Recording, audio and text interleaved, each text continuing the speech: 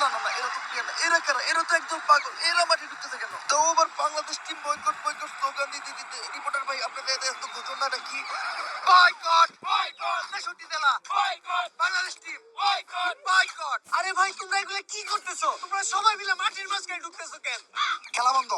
Bangladesh cricket team 63 জেলা থেকে boycott. 63 জেলার কোন জেলায় বাংলাদেশ টিম নিরাপত্তা পাবে না। কিন্তু বাংলাদেশ ক্রিকেট টিমের অপরাধটা কি? বাংলাদেশ টিমের ফ্যান ফলোয়ার আমার জাঙ্গিয়া চুরি করছে। কিন্তু ভাই আপনি তো কোনোদিন জায়গা পড়তেনি না। আরে বেটা, কিছু একটা কই এত দোষের তলে ফেলান লাগবে। আগামী 24 ঘন্টার ভিতরে যদি বাংলাদেশ টিম আমার জাঙ্গিয়া খুঁজে বাই করে না দেয়, তাহলে বাংলাদেশ টিম বয়কট। কারণ যেখানে সেখানে দেয়া বাংলাদেশ টিমের ফ্যান ফলোয়াররা জাঙ্গিয়া চুরি করে বেড়াইবো, এইটা ড্যান্ডি হেলালের ফ্যান ফলোয়াররা কখনোই মাইনা নিব না।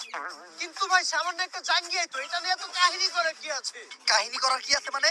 ড্যান্ডি হেলালের জাঙ্গিয়া ওইটা মিনিমাম 50,000 টাকা বেচতে পারতাম।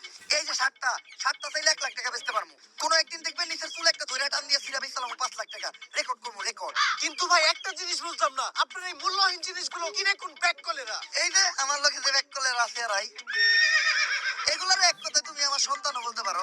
কারণ এরা আমার কথায় উঠতে গেলে উঠে, বইতে গেলে বহে, চুষতে গেলে চুষে। চুষে মানে? আরে পা চুষে পা। আর তুমি যেটা ভাবছো ওইটাও। Boycott boycott. ভাই এতদিন পরে পাইছি তোরে, তাড়াতাড়ি পাপ না হলো।